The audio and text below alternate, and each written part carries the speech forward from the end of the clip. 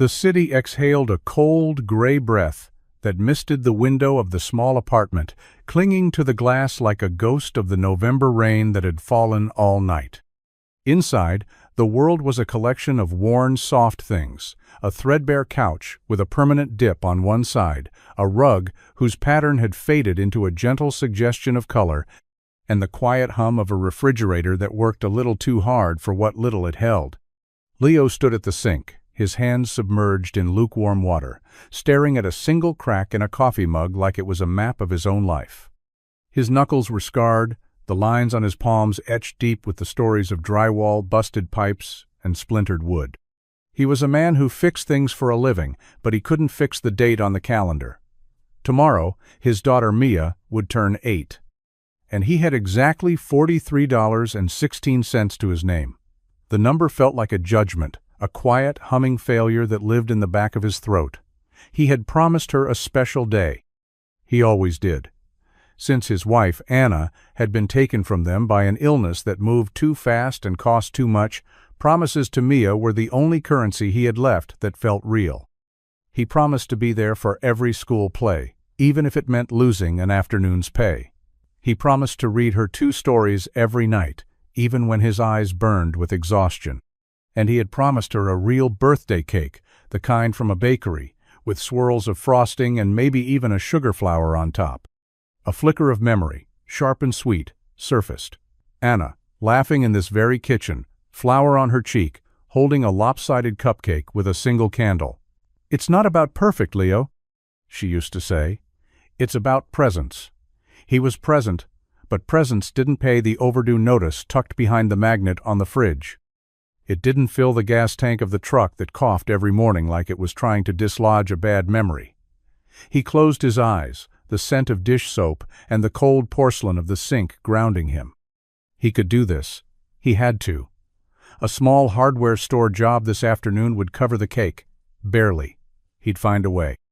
He always did, even if the way was narrower each time, the path forward crumbling a little more at the edges with every step. The sound of small, sock-covered feet padded on the linoleum behind him. "Daddy?" Mia's voice was still thick with sleep, soft and full of the unquestioning trust that was both his anchor and his heaviest burden. He turned, forcing the worry from his face, and replacing it with the smile he reserved only for her. "Morning sunshine. You hungry?" She wrapped her arms around his waist, her head fitting perfectly into the space just below his ribs. "Can we look at the bakery today, just to see?" she asked, her voice muffled against his worn flannel shirt. He stroked her hair, a wild tangle of brown curls that smelled faintly of strawberry shampoo. "You bet, kiddo," he said, his voice steady, even as his heart tightened. "We'll go find the most special cake in the whole world." And as he held her, he made another silent promise, not to her, but to the memory of the woman who had taught him how to love so fiercely. He would not let his daughter feel the cold weight of the world, not tomorrow. Tomorrow, there would be cake. The walk to the town square felt longer than usual, each step a quiet negotiation with the biting November wind. Leo held Mia's hand, her small mitten lost in his calloused grip. The city around them was a study in tired grays and Brown's damp brick buildings, skeletal trees with their last stubborn leaves clinging to bare branches, and sidewalks slick with the memory of rain. Leo kept his gaze forward, but he felt the city's exhaustion in his own bones. It was a place of patched-up roofs and second-hand dreams, a place where getting by was considered a victory. Yet, as they rounded the corner onto Main Street, a pocket of impossible warmth and light cut through the gloom. It was the Gilded Spoon, a bakery that seemed to belong to another time, another world. Its large bay window glowed with a soft golden light, framing a display of pastries and cakes that looked less like food and more like art. The sign above the door was elegant, painted in deep blue and gold leaf, a stark contrast to the peeling paint and faded awnings of the neighboring storefronts. Leo had always avoided this place, instinctively knowing it was beyond the geography of his budget. But Mia had been talking about it for weeks, her descriptions borrowed from the whispers of her classmates, whose parents didn't have to choose between a birthday cake and a utility bill. Today, he couldn't say no. As they approached, Mia's steps quickened, her breath misting in the air as she pressed her nose against the cold glass. "Look, Daddy," she whispered, her voice full of awe. "It's even prettier up close." Leo's stomach tightened.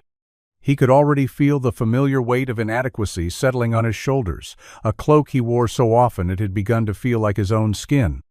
He took a deep breath, the cold air stinging his lungs, and pushed open the heavy wooden door. A small bell chimed softly, a delicate sound that seemed to welcome them into a different reality. The air inside was thick and warm, saturated with the intoxicating scents of melted butter, caramelized sugar, and something rich and chocolatey that made his mouth water. It was a stark, almost violent contrast to the world they had just left. For a moment, Leo just stood there, letting the warmth seep into his chilled skin, watching Mia's eyes dance across the room. She was a small ship in a vast, sweet ocean, and he was the nervous captain trying to navigate her through it without crashing against the rocks of his own limitations. He knew this was a mistake. Every perfectly piped rosette, every glistening fruit tart, every loaf of artisanal bread sitting in a wicker basket seemed to whisper a language of luxury he couldn't speak. He was a man of sawdust and spackle, of grease and grit. This was a world of spun sugar and delicate crumbs, and he felt like an intruder in a land he had no right to visit. But then he looked at Mia, at the pure, unadulterated joy on her face, and he knew he'd make this walk 1,000 times over just to see that look again. The inside of the gilded spoon was even more enchanting than its window display had promised. Soft instrumental music drifted from unseen speakers, and the low hum of a glass-fronted cooler was the only other sound. The floors were dark, polished wood, and the countertops were a clean, cool marble that seemed to absorb the light. Behind the main counter, a woman was carefully arranging a tray of croissants, her movements precise and unhurried. She looked up as they entered, a flicker of a smile touching her lips before she returned to her task. She was younger than he'd expected, maybe in her early 30s, with dark hair pulled back into a simple, elegant knot. She wore a plain, white apron over a dark blue sweater, and there was a smudge of flour on her cheek that she seemed unaware of. She looked like she belonged there, but also like she didn't. There was a stillness about her, a composed quiet that didn't quite match the rustic charm of the aprons and wicker baskets. Mia, however, paid her no mind. Her attention was completely captured by the glass case that ran the length of the counter. It was a treasure chest of confections. There were macarons in every color of the rainbow, stacked in neat pyramids. There were eclairs drizzled with dark chocolate, fruit tarts shimmering under a thin glaze, and cupcakes piled high with pastel frosting. Mia's small face was pressed against the glass, her breath fogging a small circle on the surface. Leo stood a few feet behind her, his hands shoved deep into the pockets of his worn jacket. He felt the weight of every gaze, real or imagined. He saw the subtle glances from the woman behind the counter, her eyes briefly flicking from his scuffed work boots to the frayed cuffs of his jacket. He wasn't imagining the judgment. He had felt it 1,000 times before. It was the quiet assessment of people who lived in a world where worn things were a choice, not a necessity. He tried to steer Mia toward the simpler offerings, the plain cookies or the day-old muffins that might be more forgiving to his wallet. "How about one of these, kiddo?" he murmured, pointing to a basket of scones. But Mia was already moving down the counter, her eyes wide, with a singular focus, as if pulled by an invisible string. She was drawn to the end of the display, to the centerpiece, the crown jewel of the bakery. Leo followed, a sense of dread coiling in his stomach. He knew, even before he saw it, that she had chosen the one thing he could never give her. The woman behind the counter finally finished with her croissants and wiped her hands on her apron.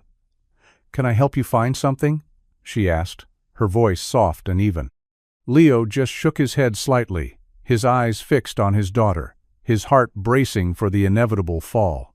There, on a raised pedestal under a glass dome, sat the cake. It wasn't just a cake. It was a confectionery dream, a 3-tiered monument to celebration. The bottom layer was a soft, creamy white, adorned with delicate, hand-piped lacework. The middle tier was a pale, blush pink, with tiny sugar pearls dotting its surface like morning dew. And on the very top, a cascade of intricate sugar, flowers, roses, peonies, and tiny blue forget-me-nots spilled down one side in a waterfall of impossible beauty. It was the kind of cake he'd only ever seen in magazines, the kind that belonged at a wedding or a gala, not on the small, chipped kitchen table of a second-floor apartment. Mia stared at it, her lips slightly parted in silent reverence. She didn't even need to speak. Her entire being screamed, "That one!" Leo stepped closer, his boots making a soft, apologetic sound on the polished floor. His eyes searched for the price tag, a small, elegant card propped discreetly beside the pedestal.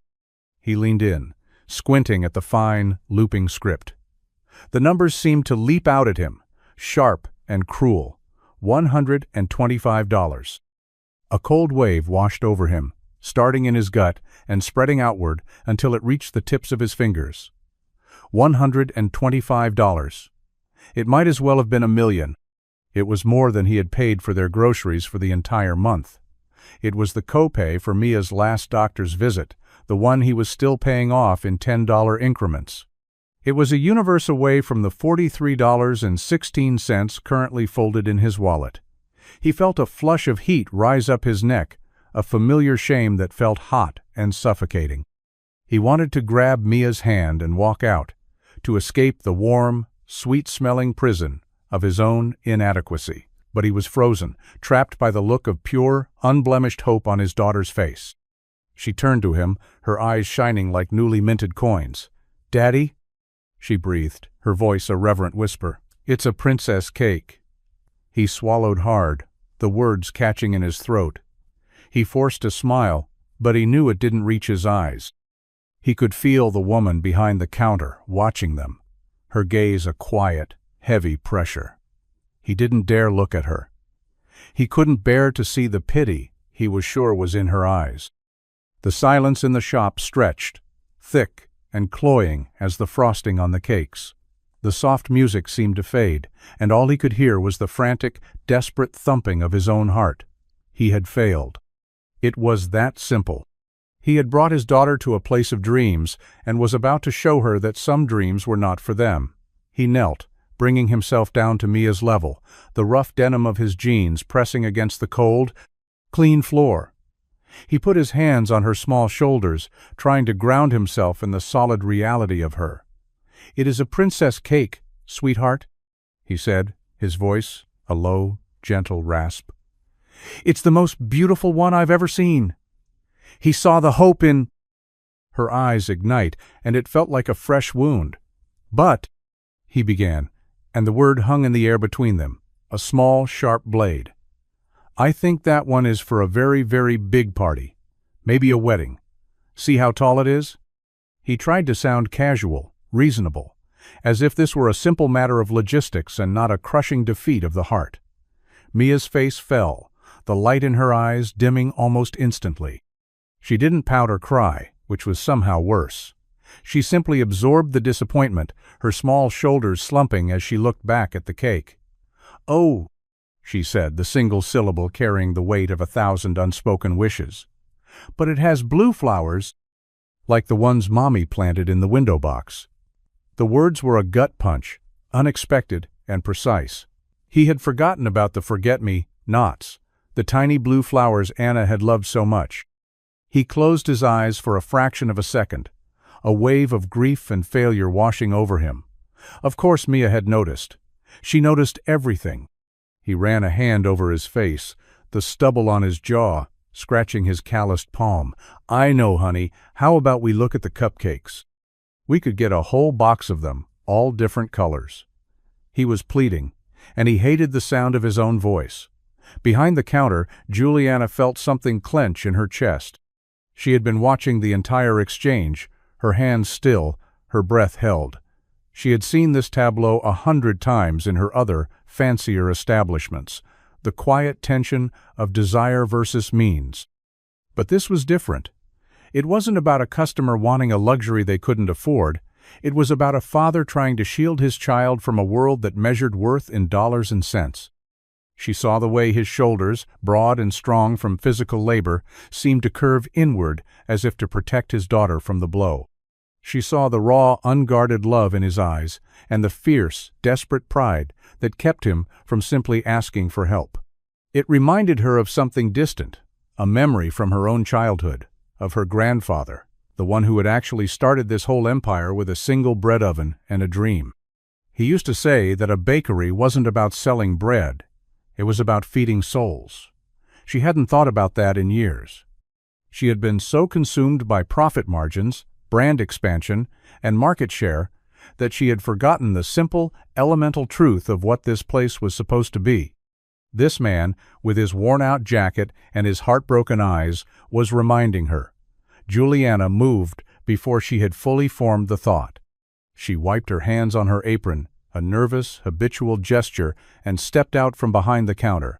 Her shoes made a soft, clicking sound on the floor, and Leo looked up, startled, his expression instantly guarded.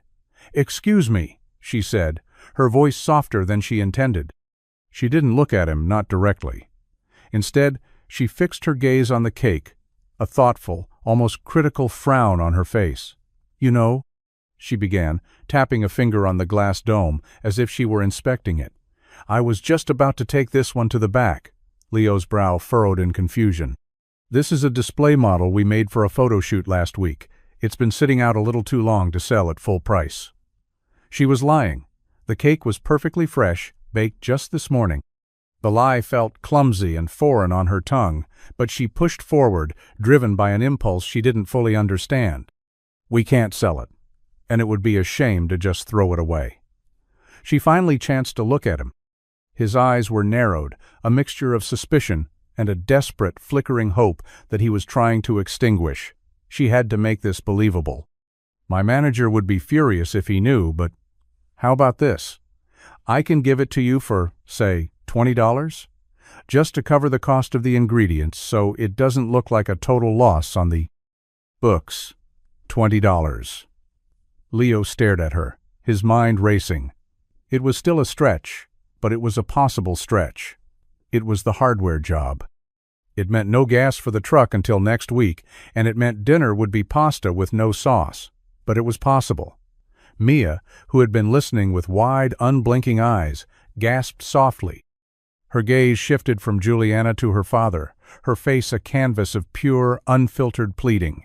Leo looked from his daughter's hopeful face to Juliana's carefully neutral one. He was a man who could spot a lie. He saw it in the way she wouldn't quite meet his eye, in the slight tremor in her hand as she gestured toward the cake. This was charity, dressed up in a flimsy disguise. His pride, a stubborn, angry thing, reared up. He should say no.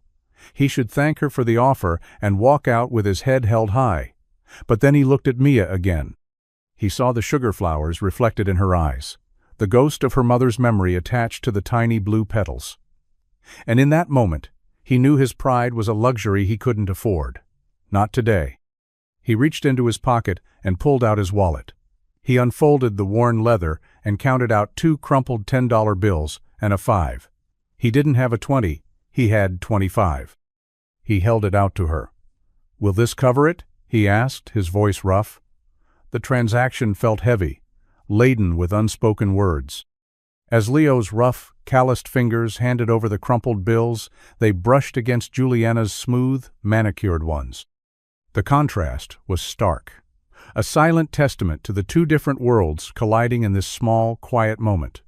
He had given her every dollar he had intended to spend, plus the 5 he had mentally set aside for gas. Juliana took the money, her own hand trembling slightly. She didn't want to take it.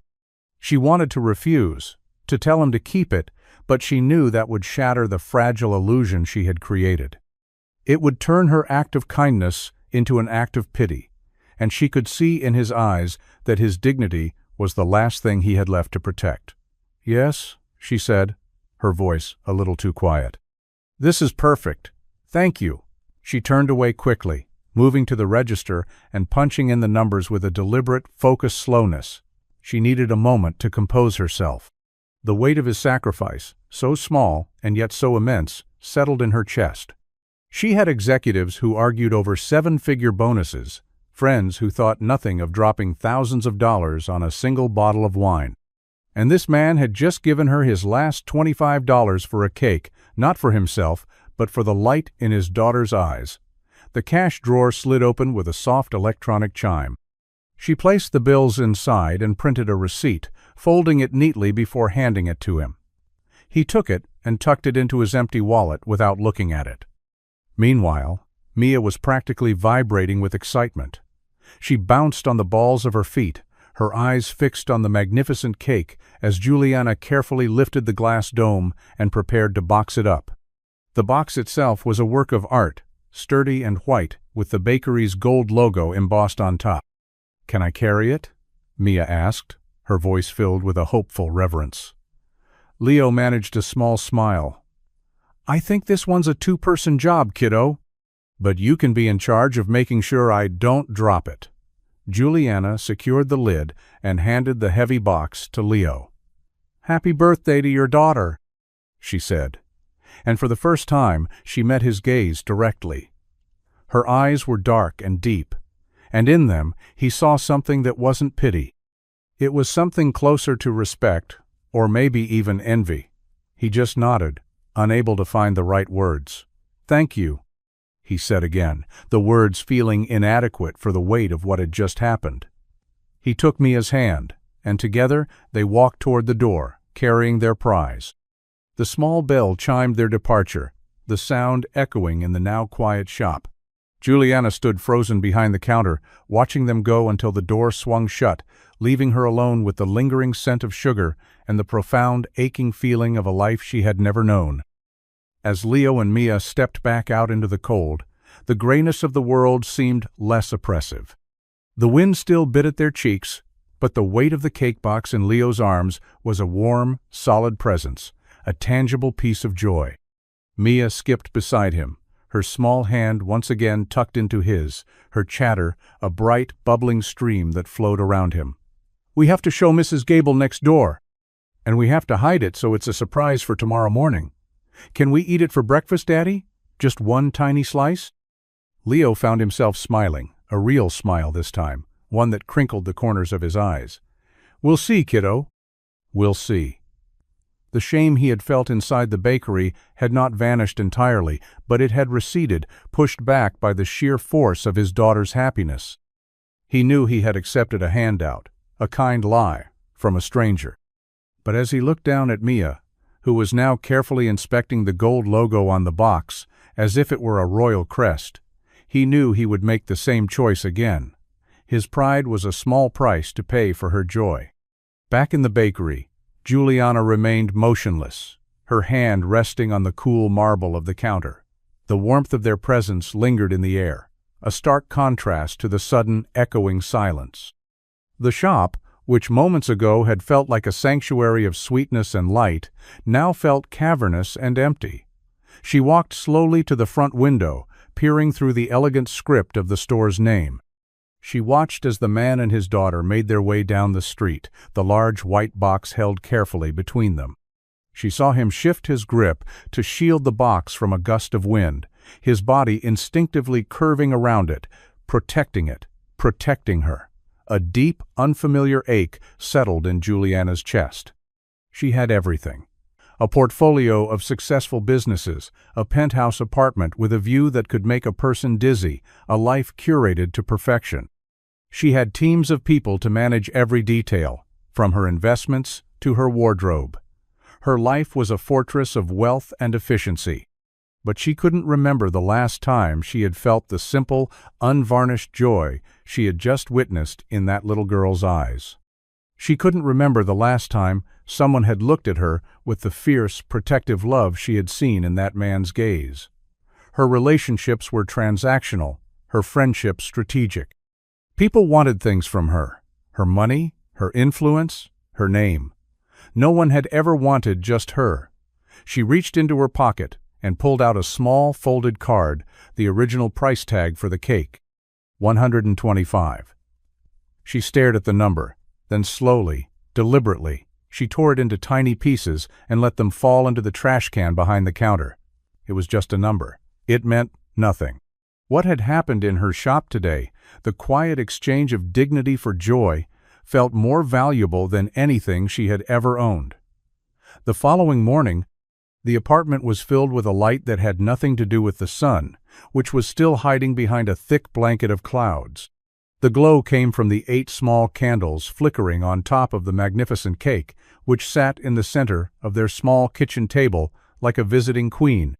Mia sat with her hands clasped under her chin, her eyes wide and luminous in the candlelight, a handmade birthday crown made of construction paper and glitter sitting slightly askew on her head. "Make a wish, sweetheart," Leo urged, his voice thick with an emotion he couldn't name. It was more than love. It was a profound, deep gratitude that a moment this perfect could exist in a life so full of imperfections. Mia closed her eyes, her small face scrunched in concentration for a long moment before she leaned forward and blew. All 8 candles extinguished in a single puff of breath, leaving behind tiny trails of smoke that curled into the air. "I wish that the bakery lady would be happy too," she announced, her voice full of 7-year-old sincerity. Leo felt his breath catch. He had been so wrapped up in his own feelings of pride and inadequacy that he hadn't fully considered the woman who had made this moment possible. He had seen her act of kindness as a solution to his problem, a temporary balm on his wounded dignity. He hadn't seen it as an act that might have cost her something, not money, but a piece of her own carefully constructed composure. He cut a slice of the cake, the knife sinking easily through the soft layers of sponge and buttercream.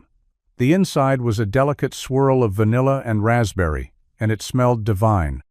He placed a generous piece on a plate in front of Mia, who dug in with a plastic fork, her eyes closing in bliss at the first bite. "It tastes like a cloud, Daddy," she mumbled, her mouth full of frosting.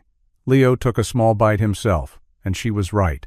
It was light, airy, and impossibly delicious. It was the taste of a life he didn't live, a world of fine ingredients and practiced skill. But as he watched his daughter devour her slice, her face lighting up with every bite, the cake tasted like something else, too.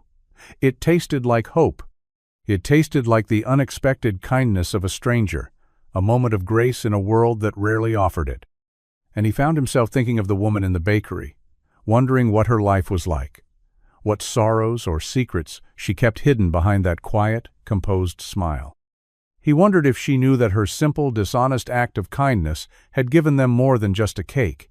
It had given them a perfect morning, a memory that would shine brightly long after the sugar had faded. Juliana couldn't get them out of her head. She spent the morning in a series of back-to-back conference calls from the minimalist, glass-walled office she kept in the apartment above the bakery. She discussed quarterly earnings reports for her gourmet food distribution company, approved a multi-million-dollar marketing campaign for a new line of organic coffees, and fielded a call from her wealth manager about a new investment opportunity in biotech. She said all the right words, made all the right decisions, her voice the epitome of calm, professional authority. But her mind was elsewhere. It was in the memory of a little girl's face pressed against the glass, in the feel of crumpled dollar bills in her hand, in the raw, guarded pride of a father who refused to be broken.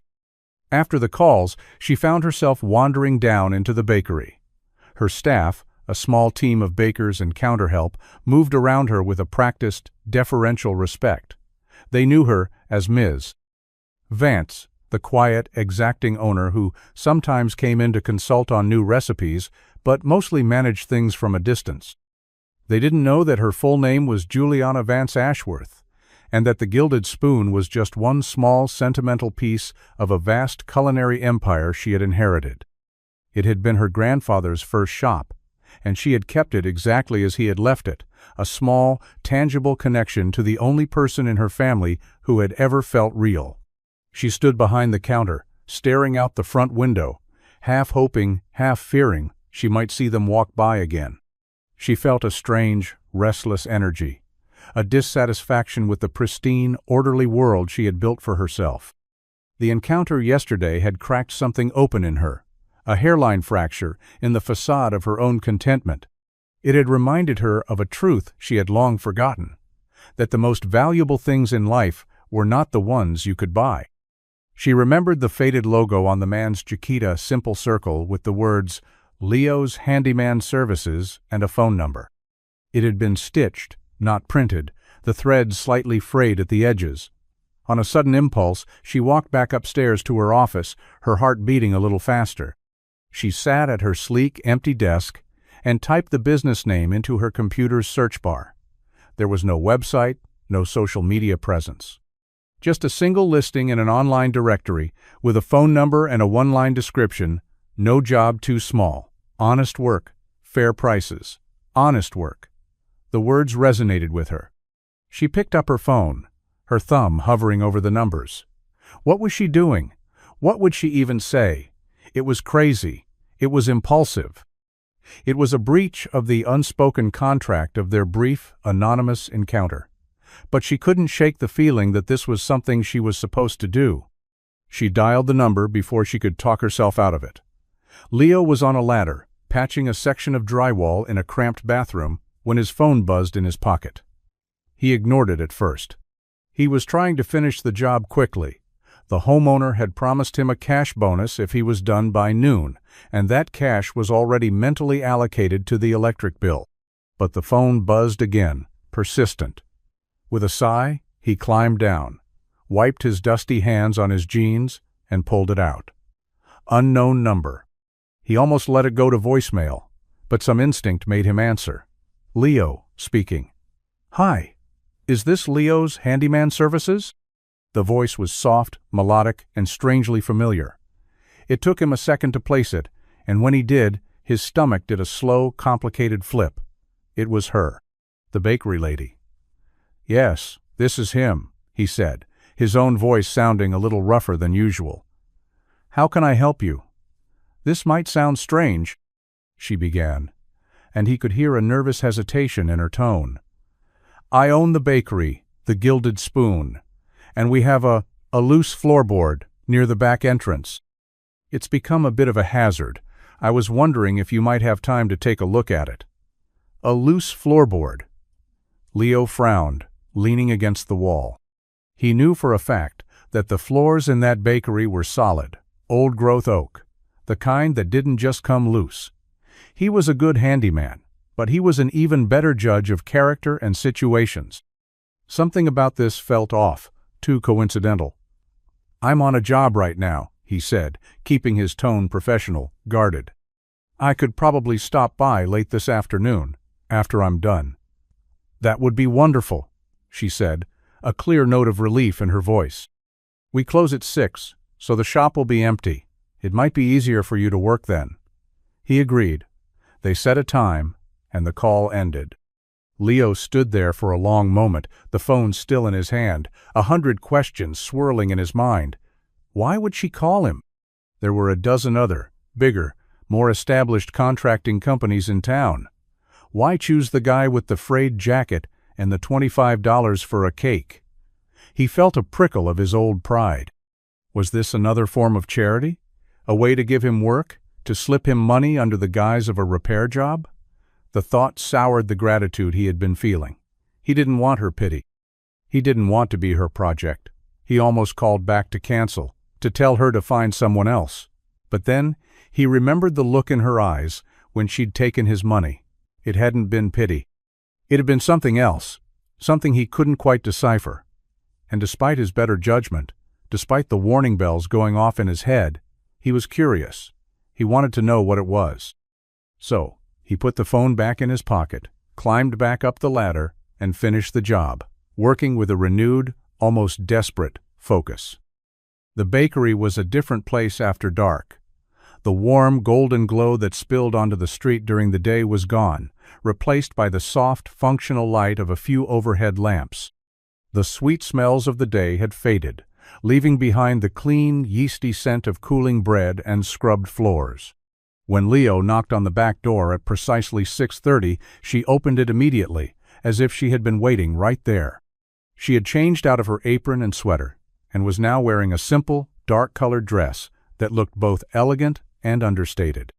Her hair was still up, but a few loose strands framed her face, softening her features. "Hi," she said, her smile a little hesitant. "Thanks for coming." "No problem," he said, stepping inside with his toolbox. The familiar weight of it in his hand was a comfort, a piece of his own world in this foreign territory. "Where's this loose floorboard?" She led him to the back, near the storage room. "Right here," she said, pointing to a spot on the floor. Leo knelt, running his hand over the polished oak. It was solid as a rock. He pressed down firmly, then knocked on the wood, listening to the sound. There was nothing. No give, no creak, no sign of looseness. He looked up at her, one eyebrow raised. She had her arms crossed, and she was avoiding his gaze, looking at a point on the wall just above his head. "Doesn't seem loose to me," he said, his voice flat. She let out a small, nervous breath. Well, maybe it was just creaking. It sounded loose. He stood up, wiping his hands on his jeans. "I can pull up the board if you want, check the subfloor, but honestly, I don't think you have a problem here." He waited, letting the silence stretch. He wasn't going to make this easy for her. He wasn't going to play along with whatever this was. Finally, she met his eyes, and he saw a flush of color rise in her cheeks. "Okay," she whispered, her voice barely audible. "There's no loose floorboard." Leo just nodded, his expression unreadable. "I figured." "I'm sorry," she said, her gaze dropping to the floor. I wanted to thank you properly for the other day, for buying the cake. My staff told me what you paid, and I know it was more than I asked." "It was what the cake was worth," he said, his voice firm. "And my daughter had the best birthday of her life. So we're even." "No, we're not," she insisted, looking up again. "I lied to you, and I wanted to. I don't know. I wanted to make it right." He studied her for a long moment, this woman of strange, quiet contradictions. She was a terrible liar, but she seemed to value honesty. She owned a place of impossible luxury but worried about a $25 transaction. "You didn't have to do all this," he said, gesturing around the empty bakery. "A phone call would have been fine." "I know," she said, "but I wanted to see you again." The words were simple, unadorned, but they landed in the quiet room with the force of a revelation. The confession hung in the air between them, fragile and unexpected. Leo didn't know what to do with it. He was a man who dealt in tangible things: wood, wire, plaster. He understood the logic of a level and the certainty of a well-driven nail. The abstract, complicated world of human emotion was a territory he had learned to navigate with extreme caution. He leaned against the wall, crossing his arms over his chest. It was a defensive posture, a physical barrier against the vulnerability she was offering. "Why?" he asked, the single word blunt and direct. Juliana seemed taken aback by his directness, but she didn't retreat. "Because," she started, then hesitated, as if searching for a truth she hadn't yet articulated even to herself. "Because of the way you are with your daughter. Because you have a kindness that doesn't ask for anything in return. I haven't been around that in a very long time." Her honesty was disarming. It chipped away at the wall of his skepticism. He found himself wanting to believe her, and that scared him more than her lie. "Look," he said, his voice softening slightly, "I appreciate what you did. You made my kid happy. But I'm not looking for whatever this is. I've got enough on my plate." Just then, a small figure appeared in the doorway of the main shop, rubbing her eyes sleepily. It was Mia. She had been asleep in the truck, and Leo, not wanting to leave her alone, had carried her in and set her up with a blanket and a pillow on a bench in the front. "Daddy?" she mumbled, her voice thick with sleep. "I'm thirsty." Her eyes, still hazy, fell on Juliana, and a slow smile spread across her face. "Hi, bakery lady." Juliana's expression melted. The tension in her shoulders eased, and she knelt, her posture instantly open and gentle. "Hi there, sleepyhead. I think I can help with that." She led Mia to a small water cooler in the corner and filled a paper cup for her. As Mia drank, She studied Juliana with the frank, unnerving curiosity of a child. "Your hair is pretty," Mia announced. "But you look sad." Juliana blinked, caught off guard. She forced a light laugh. "Oh, I'm not sad, just a little tired." "My daddy gets tired too," Mia said, nodding sagely. "But he says I'm his sunshine. Maybe you need a sunshine." She reached out and patted Juliana's arm with a small, sticky hand. Leo watched the exchange from the back of the room, his heart twisting in his chest. Mia had a way of cutting through the noise, of finding the simple, unvarnished truth of a situation. In that moment, Juliana wasn't a mysterious, wealthy woman with a hidden agenda. She was just a person who looked sad, and his daughter, in her infinite, innocent wisdom, was trying to fix it. He saw Juliana's eyes glisten for a second before she blinked it away. She stood up and turned to him, her composure regained but her eyes softer than before. "She's incredible," she whispered. "Yeah," Leo said, his own voice a little rough. "She is." The lie about the floorboard was forgotten. The awkwardness had dissolved, replaced by something warmer, something more real. A fragile truce settled between them, brokered by the innocent diplomacy of a 7-year-old. Since Mia was now wide awake, Leo found he couldn't just leave. Juliana, seeming to sense his reluctance to re-engage on the terms of her earlier confession, pivoted. "I was just about to close up and grab a bite to eat," she said, her tone deliberately casual. "I usually just get takeout from the diner next door. I don't suppose you two have eaten?" It was a simple question, but Leo knew it was more than that. It was an offering, a way to extend the moment without pressure. He glanced at Mia, who was now happily exploring the contours of a large mixing bowl. He should have said no. He should have thanked her and taken Mia home to their own meager dinner of leftover pasta. But the thought of their cold, quiet apartment was suddenly less appealing than the warmth of this strange, sweet-smelling place. And if he were being honest with himself, he didn't want to leave either. "We haven't," he admitted. "But you don't have to." "I want to," she cut in, her voice gentle but firm. "Please, let me buy you dinner." As a proper thank you, with no fake repair jobs involved. He couldn't help but smile at that. "All right," he said, "but I'm paying for my own." She opened her mouth to argue, but the look in his eyes stopped her. It was a non-negotiable point of pride, and she was smart enough to recognize it. She just nodded. "Deal." They sat at one of the small round tables in the front of the shop, the lights dimmed low, making the space feel intimate and secluded. Juliana returned a few minutes later with 2 large paper bags from the diner, the smell of grilled onions and French fries filling the air.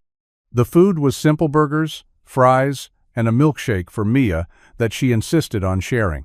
It was a far cry from the delicate pastries that usually graced these tables, but it felt right. As they ate, they talked. Or rather, Mia talked, a non-stop monologue about her teacher, her best friend, and a particularly interesting caterpillar she had found at the park. Leo and Juliana listened, chiming in with questions, laughing at her dramatic reenactments. He watched Juliana with Mia. She didn't talk down to her or use the overly sweet, condescending tone some adults reserve for children. She listened intently, her head tilted, a genuine amusement in her eyes. She asked thoughtful questions and seemed truly interested in Mia's world. He learned small things about her too, that she didn't like pickles, that she had grown up in a big city but preferred the quiet, that she had learned to bake from her grandfather. He didn't ask what she was doing here, running a small-town bakery, when she clearly came from somewhere else. And she didn't offer. They existed in a bubble of polite, unspoken curiosity, 2 people orbiting each other, cautious of getting pulled into the other's gravity. But as the evening wore on, Leo felt the hard knot of his own defensiveness begin to loosen, just a little. The remains of their dinner sat on the table, empty fry containers, a half-full milkshake, and crumpled napkins. Mia's energetic chatter had finally wound down, and she was now quietly drawing on the back of a paper placemat with a crayon Juliana had produced from a drawer behind the counter. A comfortable quiet settled over the table, filled only by the soft scratch of crayon on paper and the low hum of the coolers. Leo took a sip of his water, his gaze drifting around the darkened shop. It was a beautiful place, meticulously cared for. Every surface gleamed, every detail was perfect. "You're good at this," he said, gesturing vaguely at the room. "Running a place like this." Juliana followed his gaze, a small, almost sad smile touching her lips. "It's easy to make things look good on the outside," she said, her voice soft and reflective. "The hard part is making them feel good on the inside." Her words were layered, and he knew she wasn't just talking about the bakery. He looked at her then, really looked. He saw the faint, tired lines around her eyes that her composure couldn't quite hide. He saw the way her hands, though perfectly manicured, were never quite still, always fiddling with a napkin or the edge of her sleeve. She was like one of her own perfect cakes, beautiful and flawless on the surface, but with something complex and maybe even a little broken on the inside. "You seem to know a lot about that," he said, the observation slipping out before he could stop it. She met his eyes, and for a moment the polished mask she wore slipped. He saw a flash of raw vulnerability, a flicker of a pain she kept carefully hidden. "Maybe I do," she whispered. The moment was intense, a sudden, unexpected plunge into deeper waters. Before either of them could say more, Mia held up her drawing. It was a picture of the three of them sitting at the table. She had drawn herself in the middle, a huge smile on her face. On one side was a stick figure with a beard and a hammer, her dad. On the other was a woman with a fancy bun and a big, sparkly heart on her dress. "Juliana, it's our family," Mia announced proudly. "Our bakery family." The air went still. Leo's heart seized. He opened his mouth to correct her, to gently explain, but Juliana spoke first. Her voice was thick when she said, "It's the most beautiful family I've ever seen." She took the drawing from Mia with hands that trembled slightly, her eyes shining with unshed tears. Leo looked away, a storm of conflicting emotions churning inside him. He felt a fierce, protective urge to pull his daughter back, to shield her from forming an attachment to this woman, who was a stranger, a mystery. But he also felt a strange, unfamiliar pull toward that very mystery, a desire to understand the sadness in her eyes, to know the story she wasn't telling. And he hated himself for it. The evening ended with a quiet, awkward courtesy. Leo insisted on cleaning up, gathering the trash into a single bag, while Juliana carefully placed Mia's drawing on a shelf behind the counter, giving it a place of honor among recipe books and jars of sprinkles. When it was time to leave, the bubble of their temporary bakery family burst, and they were once again two strangers standing in a quiet shop, unsure of the rules. "Thank you for dinner," Leo said, his hand on Mia's shoulder. She was half asleep on her feet, leaning heavily against his side. "Thank you for letting us stay," Juliana replied, her voice soft. They stood at the back door, the cool night air, a stark contrast to the warmth inside. Leo hesitated, 1,000 unspoken things hanging between them. He should just go, but he found himself unable to move. "So," he said, his tone more casual than he felt, "what's the real story? You're not just a small-town baker, are you?" The question was direct, a clear breach of their unspoken truce, but he couldn't help it. He needed to know. Juliana looked down at her hands, then back up at him. The guarded look was back in her eyes. "It's complicated," she said, the classic non-answer that was an answer in itself. "I needed a change of pace. This place, it was my grandfather's. It helps me feel closer to him." It was a piece of the truth, he could tell, but not the whole story. He nodded slowly, accepting the small offering for what it was. He knew what it was like to hold on to places because of the people they reminded you of. "Well," he said, shifting Mia's weight against him. "Good night, Juliana." It was the first time he had said her name. He had read it on a small, framed business license near the register. It felt strange and intimate on his tongue. Her eyes widened slightly at the sound of it. "Good night, Leo," she whispered. He turned and walked out into the night, Mia stirring in his arms. He didn't look back, but he could feel her standing in the doorway, watching them go.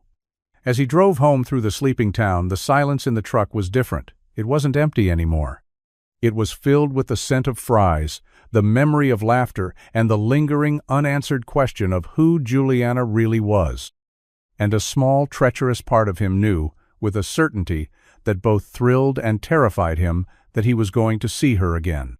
His life, which had been a straight, narrow path of survival, had suddenly taken a sharp, unexpected turn, and he had no idea where it was leading. In the days that followed, a strange, unspoken routine began to form. It started with a phone call from Juliana about a wobbly display shelf. Leo came by after a job, toolbox in hand, and found the shelf to be perfectly sturdy. He fixed it anyway, tightening a few screws that didn't need tightening, while she hovered nearby, making small talk. They ended up sharing a pot of coffee, sitting at the same small table, the conversation easy and unforced. A few days later, it was a flickering light in the walk-in cooler. This time, he brought Mia with him. And while he replaced a perfectly good light bulb, Mia and Juliana sat in the corner, decorating day. Old cookies with sprinkles and colored frosting.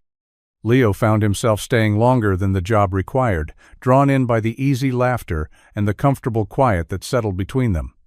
He was aware, on some level, that he was being played. These small, phantom repair jobs were gentle, well-disguised excuses. But he found he didn't mind. He told himself it was just work, a way to make a few extra dollars that he desperately needed. But he knew it was more than that. He was drawn to her quiet strength, her hidden sadness, and the way her polished exterior seemed to crack a little more every time she was around him and Mia. He was learning her rhythms. He learned that she was meticulous and organized in her work, but clumsy and forgetful in her personal life. He learned that she had a surprisingly dry sense of humor that only came out when she felt comfortable. And he learned that she was lonely, a deep, profound loneliness that she tried to hide behind her work and her quiet composure. She was learning him, too. She saw the way he never cut corners in his work, the pride he took in doing a job right, no matter how small. She saw the gentle patience he had with Mia, the way he could explain the world to her in simple, honest terms. She saw the worry etched in the lines around his eyes, the constant, low-grade hum of a man carrying too much weight alone. One afternoon, as he was packing up his tools, she stopped him. "I know the light wasn't really broken," she said, her voice soft. He stopped what he was doing but didn't turn to face her. "Yeah," he said, "I figured. Is it okay?" she asked, a genuine vulnerability in her question. "That I keep asking you to come here?" He finally turned, his expression serious. "As long as you let me send you a bill," he said. A slow smile spread across her face. Deal. It was their new contract, a silent agreement that allowed them to continue this strange, delicate dance of manufactured problems and real connection. He was the handyman, and she was the client.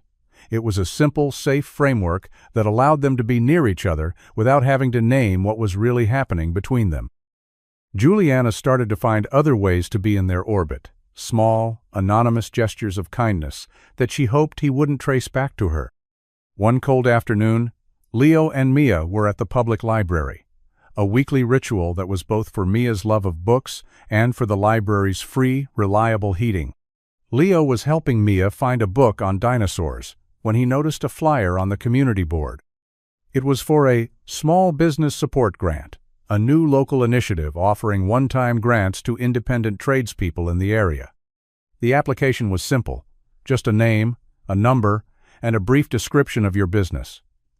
Leo stared at it for a long time, a familiar mix of hope and skepticism churning inside him. These things were never for people like him. They were for businesses with professional-looking logos and 5-year plans. But the deadline was today, and on a desperate whim, he filled out the small tear-off form and dropped it in the submission box. He didn't know that the local initiative was a fund Juliana had set up just last week through a shell corporation, funneling a small fraction of her immense wealth into an untraceable account. He didn't know that the only name on the selection committee was hers. A week later, a check for $5,000 arrived in his mailbox. It was enough to catch up on his rent, pay off the utility bills, and finally fix the sputtering engine in his truck. It was a lifeline, a miracle. He felt a weight lift from his shoulders that had been there for so long. He had forgotten what it felt like to stand up straight. His first thought was to tell Juliana. He drove to the bakery that afternoon, the uncashed check in his pocket, a wide, uncontainable grin on his face. He found her in the back, kneading a large batch of dough, her sleeves rolled up to her elbows. "You are not going to believe this," he said, launching into the story of the grant. He watched her face closely as he spoke, looking for any sign, any flicker of recognition. But she was a better actor than he had thought. She looked surprised, then thrilled for him. "Leo, that's incredible," she said, her smile genuine. "You deserve it more than anyone." Her performance was flawless. She asked all the right questions, expressed all the right emotions. And yet, as he left the bakery that day, a small, persistent seed of doubt remained. It was too easy. It was too perfect. And the only person who knew the true depth of his struggles, the only person who had a reason to help, was the quiet, mysterious woman who kept finding things for him to fix. The thought should have made him angry, but instead it just made him more confused and more drawn to her than ever. The money changed things, but not in the way Leo expected. The immediate, crushing pressure was gone, replaced by a quiet, steady sense of relief. He could breathe again. He fixed his truck, paid his bills, and even bought Mia a new pair of winter boots that weren't from the second-hand store. But the mystery of the grant gnawed at him. He couldn't shake the feeling that Juliana was behind it, and the thought of being the unwitting recipient of her charity chafed at his pride. He started to pull back, just slightly.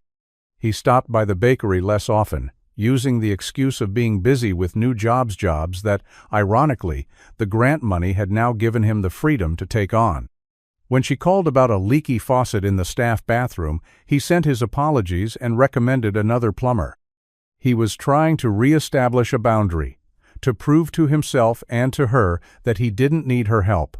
He needed to stand on his own 2 feet. Juliana felt the shift immediately. The easy camaraderie they had built was replaced by a polite, professional distance. His texts were shorter, his excuses plausible but firm. The space she had so carefully carved out for them was closing up, and she felt a panic she hadn't anticipated. She had wanted to help him, to ease his burden without wounding his pride. But in her attempt to be discreet, she had created a new kind of distance, a new wall of suspicion. She realized that her money, the very tool she had used to try and get closer to his world, was now the thing pushing them apart. One rainy evening she couldn't take the silence anymore. She drove to his apartment building, her heart pounding in her chest. She didn't have a plan. She just knew she had to see him. She found him in the parking lot, unloading tools from his truck. "Leo," she said, her voice small against the sound of the rain. He looked up, and his expression was weary, guarded. "Juliana, what are you doing here? We need to talk," she said, stepping closer, the rain soaking her hair. "It was you, wasn't it? The grant." His question wasn't an accusation. It was a statement of fact. She didn't deny it. She just nodded, her throat tight. "Why?" he asked, his voice low and raw. "Why couldn't you just let it be? Why do you have to keep trying to fix my life?" "Because I care about you."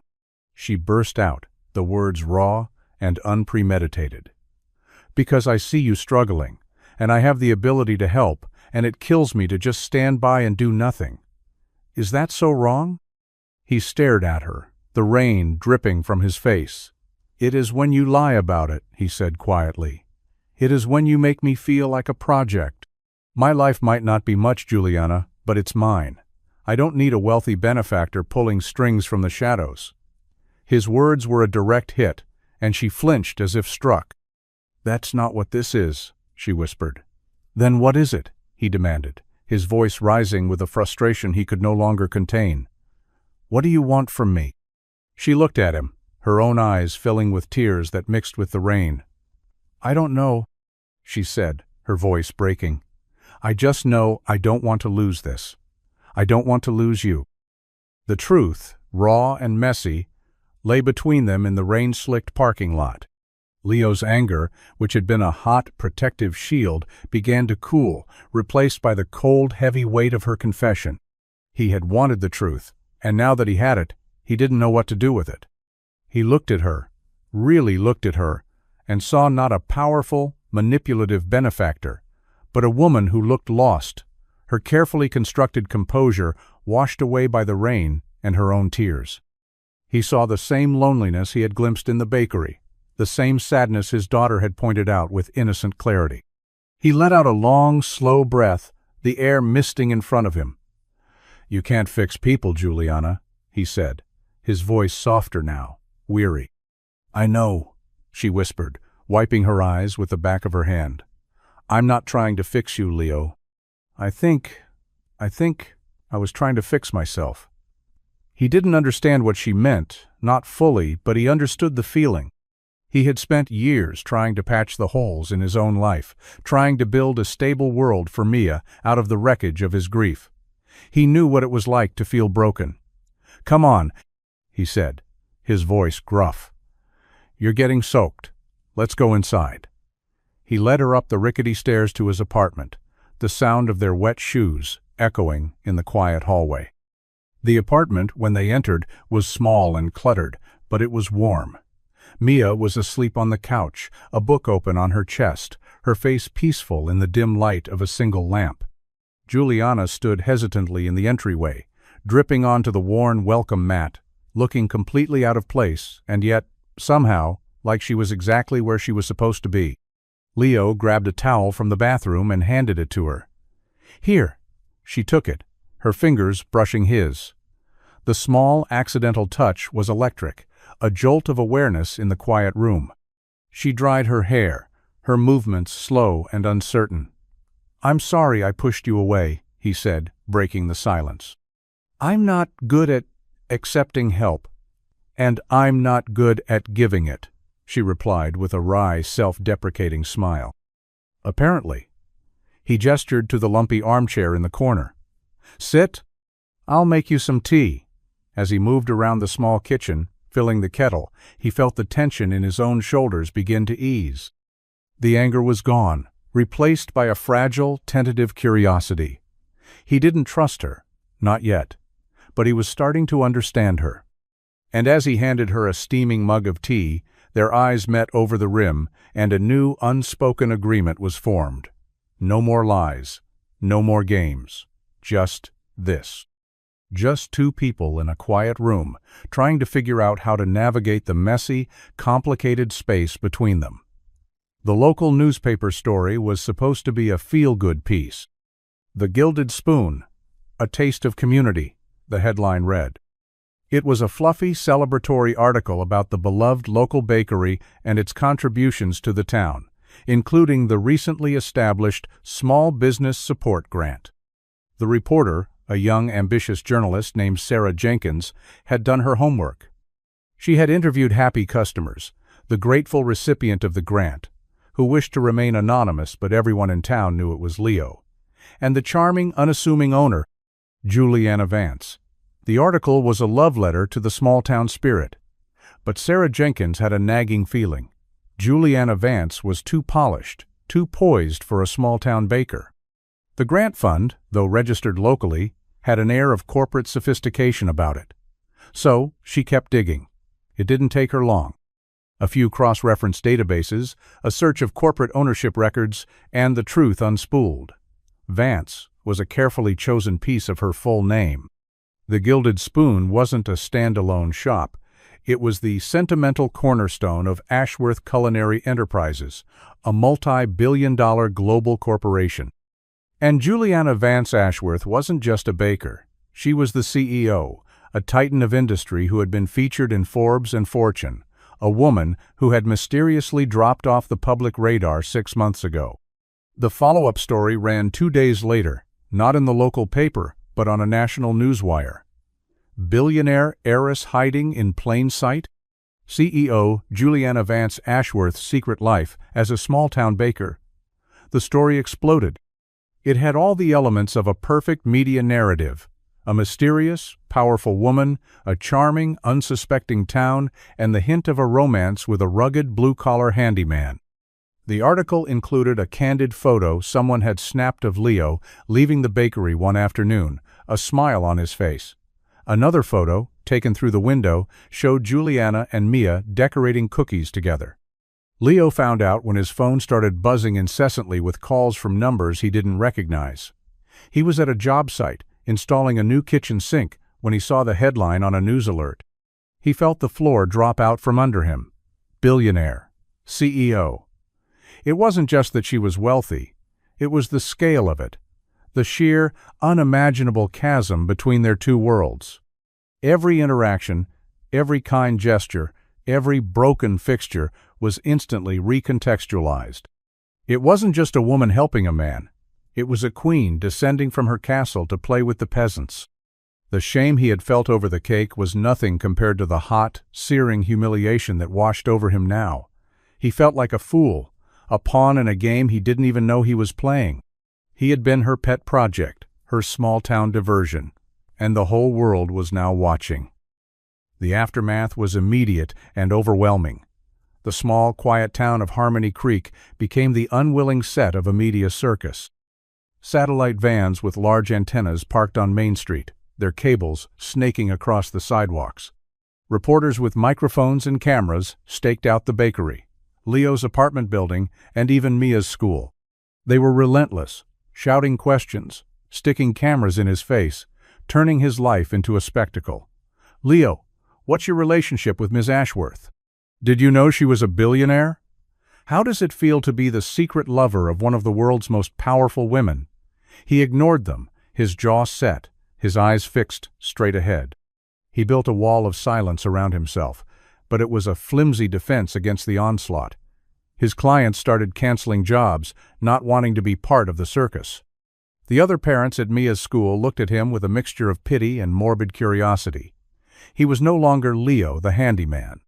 He was the billionaire's boyfriend, a character in a story he hadn't written. Mia was confused and scared. She didn't understand why strange people were waiting for them outside their apartment, why she couldn't play in the park without someone taking her picture. She clung to him, her usual bright-eyed confidence replaced by a quiet, fearful anxiety. "Why are they so mad, Daddy?" she asked one night, and he had no answer for her. Juliana was trapped. She hadn't left the apartment above the bakery in 3 days. The reporters were a constant, buzzing presence below. Her phone rang endlessly, with calls from her board of directors, her PR team, her estranged family, all demanding an explanation, a statement, a strategy, but she ignored them all. The only person she wanted to talk to was Leo, and he wasn't answering his phone. The fragile, real world she had started to build with him had been shattered, blown apart by the force of her other life. She had wanted to escape the cage of her wealth and status, but she had only succeeded in dragging him into it with her. She watched from her window as a reporter tried to interview Mrs. Gable, their elderly neighbor, ambushing her as she tried to take out her recycling. She saw the fear and confusion on the old woman's face and felt a wave of self-loathing so intense it made her feel sick. She had come to this town seeking peace and had brought nothing but chaos. She had wanted to be a sunshine in his life, as Mia had said. Instead, she had become a storm, and she was destroying everything in her path. After a week of relentless siege, the media's attention began to wane slightly. The satellite vans thinned out, leaving only a few persistent reporters lingering like vultures. It was enough of a lull for Leo to feel like he could breathe again, even if the air was still thick with the smoke of what had happened. He had to get Mia out of the city, away from the prying eyes and the whispers. He packed a small bag for each of them, loaded his truck with his most essential tools, and in the pre-dawn darkness, they drove away. He didn't know where they were going. He just knew they couldn't stay. He left a note for his landlord and a voicemail for his few remaining clients. He was taking some time off, he said. He didn't say for how long. The first few days on the road were a blur of cheap motels and greasy spoon diners. He took on small, under-the-table repair jobs wherever he could find leaky roof in a small farming town, a broken fence on a remote ranch. It was enough to keep them moving. Mia slowly started to return to her old self. The fear in her eyes replaced by the curiosity of a new landscape. She collected rocks, drew pictures of mountains, and chattered about the different kinds of cows she saw. But at night, in the quiet of the motel rooms, she would ask, "Do you think Juliana is—" Okay? Leo never knew how to answer. He was a storm of conflicting emotions. He was angry at Juliana for the lie, for the chaos she had brought into their lives. But underneath the anger was a deep, aching sense of loss. He missed her. He missed her quiet smile, her dry humor, her unexpected kindness. He missed the way she looked at him, like she saw something in him that he had forgotten was there. He missed the feeling of not being completely alone in the world. He told himself he had done the right thing. He had protected his daughter. He had extricated them from a situation that was untenable. But as he drove down endless stretches of highway, the vast, empty landscape seemed to mirror the new emptiness inside him. He had his freedom, but he had lost the one thing that had started to make him feel free. One evening, parked at a deserted scenic overlook, watching the sunset paint the sky in fiery strokes of orange and pink, he finally admitted the truth to himself. He hadn't just been a project to her, and she hadn't just been a diversion to him. It had been real, and he had run away from it. The realization didn't fix anything, but it was a start. It was the first honest step on a long road back, not to her, but to himself. Juliana, meanwhile, had finally emerged from her self-imposed exile. She flew back to the city, to the heart of her empire, and walked into a boardroom that was buzzing with tension and barely concealed panic. Her board of directors, a collection of stern, gray-suited men who had known her since she was a child, were waiting for her. They had prepared strategies, press releases, and damage control plans. They wanted her to issue a statement, to dismiss the story as a brief personal retreat, to distance herself from the handyman and the small town. They wanted her to be the CEO again. She listened to them all, her expression unreadable. She let them talk about stock prices, public perception, and brand integrity. When they were finally done, a heavy silence fell over the room. All eyes were on her. "You're all fired," she said, her voice quiet but ringing with an authority they had not heard in years. The room erupted in a chorus of sputtered protests and shocked indignation. She held up a hand, and they fell silent again. "This company, Ashworth Culinary, was founded by my grandfather on a simple principle, that good food, made with honesty and care, can bring people together. We have strayed so far from that principle that I don't even recognize this company anymore. We have become a machine that values profit over people, image over integrity." She looked around the table, her gaze sharp and unwavering. "I am dissolving the current board. I am restructuring this company from the top down. We will establish a new foundation dedicated to supporting small, independent food businesses. We will invest in communities, not just in markets. We will become a company my grandfather would be proud of again." "This is corporate suicide," one of the board members exclaimed. "No," Juliana said, a small, confident smile touching her lips for the first time. "This is a resurrection." She walked out of the boardroom, leaving a stunned silence in her wake. She didn't know if Leo would ever forgive her. She didn't know if she would ever see him or Mia again. But she knew one thing for certain. She was done hiding. She was done being the person everyone expected her to be. She was finally going to be the woman she was meant to be, the woman Leo and Mia had seen in her all along. The first act of the new Ashworth Foundation was to track down a handyman and his daughter, who were last seen in a small town in rural Colorado. It wasn't hard. A man who paid for everything in cash and left a trail of perfectly repaired fences was not as invisible as he thought. Leo and Mia had found a temporary home in a small, dusty town nestled at the foot of the Rocky Mountains. He had found steady work with a local contractor, and they were renting a small cabin on the outskirts of town. It was quiet, peaceful, it was safe, but it wasn't home. The letter arrived on a Tuesday. It was a thick, cream-colored envelope with no return address, simply addressed to Leo. He recognized the elegant, looping handwriting immediately. His heart hammered against his ribs as he opened it. Inside were two things. The first was a newspaper clipping, folded neatly. It was the article about the restructuring of Ashworth Culinary with the headline, "CEO Fires Board, Pledges New Era of Corporate Conscience." The second was a handwritten letter. "Leo," it began, "I know I have no right to ask for your forgiveness. The chaos I brought into your life was inexcusable. I spent so long running from who I was that I hurt the only people who made me feel like myself.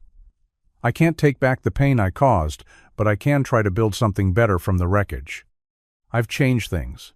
I'm trying to make my company into something you would respect, something my grandfather would be proud of. The new Ashworth Foundation is dedicated to helping people like you, people with skill and heart who just need a chance. This isn't charity, Leo. It's an investment. I've enclosed an application for our first major project, a program to build and repair community centers in underserved towns across the country. We don't need a CEO to run it. We need a foreman, someone with honest hands and a good heart, someone who knows how to fix things that are broken. I'm not asking you to come back to me. I'm asking you to consider a job. The first project is in a small town called Harmony Creek. I'll be there, waiting, not as a CEO, but as the baker who still owes you for teaching her what matters. Yours, Juliana." Leo read the letter 3 times, his hands shaking. It wasn't a plea, it was a proposal. It wasn't an apology, it was a plan. She wasn't asking him to enter her world. She was inviting him to help her build a new one. Mia came into the room, a questioning look on her face. "Is that from Juliana?" He looked at his daughter, at the open, hopeful expression on her face. He looked at the letter in his hand. He looked out the window at the vast, endless mountains. He had run as far as he could. And now, for the first time in a long time, he felt the pull of home. "Yeah, kiddo," he said, a slow smile spreading across his face. "It is. How would you feel about a road trip?" The journey back to Harmony Creek was different. The first time, they had been running away, escaping a storm. This time, they were driving towards something, a future that was uncertain but, for the first time, felt full of possibility. Leo felt a lightness he hadn't experienced in years. The weight of his anger and his shame had been lifted, replaced by a nervous, fluttering excitement. He still had his pride, but it was no longer the brittle, defensive thing it had been. It was a quieter, more solid strength. He had been offered a job, not a handout. He had been offered a partnership, not pity. When they pulled into Harmony Creek, the town felt different too. The satellite vans and reporters were long gone. The quiet, comfortable rhythm of the place had returned. But there was a new energy, a buzz of activity. The old abandoned community hall on the edge of town, which had been slated for demolition, was now a construction site. A large, professionally printed sign stood out front. "Future home of the Harmony Creek Community Center," a project of the Ashworth Foundation.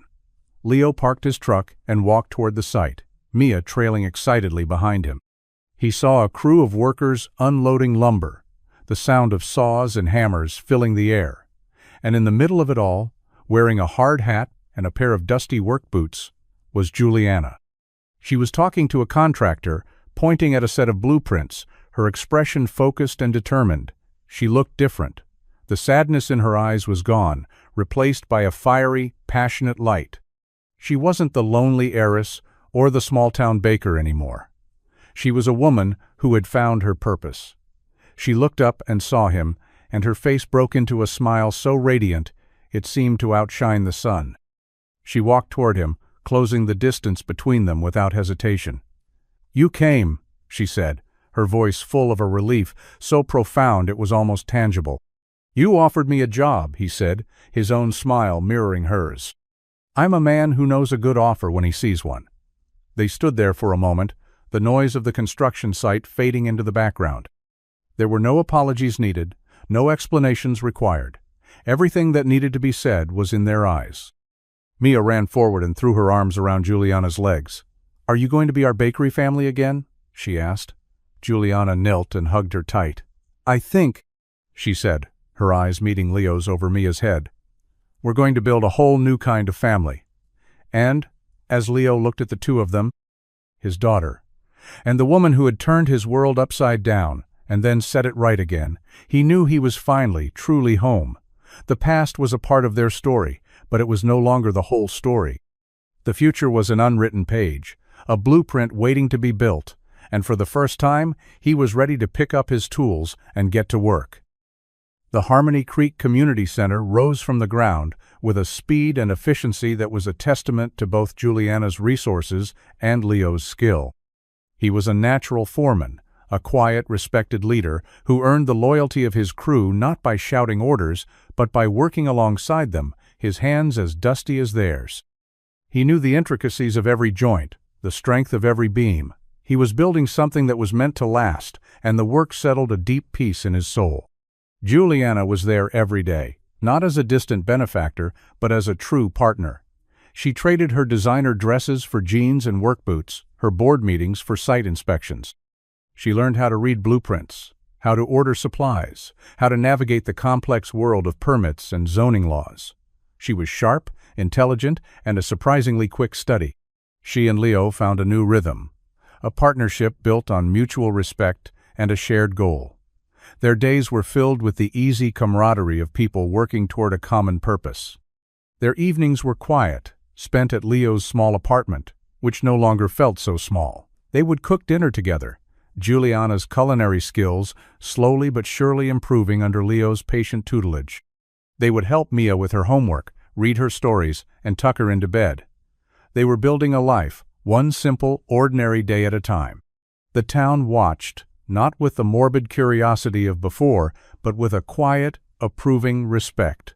They saw the genuine affection between the billionaire and the handyman. They saw the way they looked at each other, the easy laughter, the shared glances.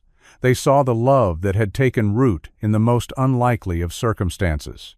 One crisp autumn afternoon, as the community center was nearing completion, Leo and Juliana stood on the unfinished second-floor balcony, looking out over the town. The leaves were turning, painting the hills in brilliant shades of red and gold. "It's beautiful, isn't it?" Juliana said, leaning against the railing. "Yeah," Leo said, but he wasn't looking at the view. He was looking at her. "Juliana," he began, his voice suddenly serious. She turned to him, a questioning look in her eyes. He took her hand, his rough palm enveloping her smooth one. "I've spent the last few years just trying to survive. I never thought I'd get a chance to really live again. You gave me that. You and Mia. You're my home." Her eyes filled with tears, but this time they were tears of joy. "Leo," she whispered, her voice thick with emotion. He reached into his pocket and pulled out a small, simple object. It wasn't a diamond ring in a velvet box. It was a single, perfectly crafted wooden washer, sanded smooth and polished to a soft sheen, with a small, hand-carved heart in the center. "I'm not a man of fancy words or expensive things," he said, his voice trembling slightly. "But I'm a man who knows how to build things that last, and I want to build a life with you. Will you marry me?" She didn't hesitate. "Yes!"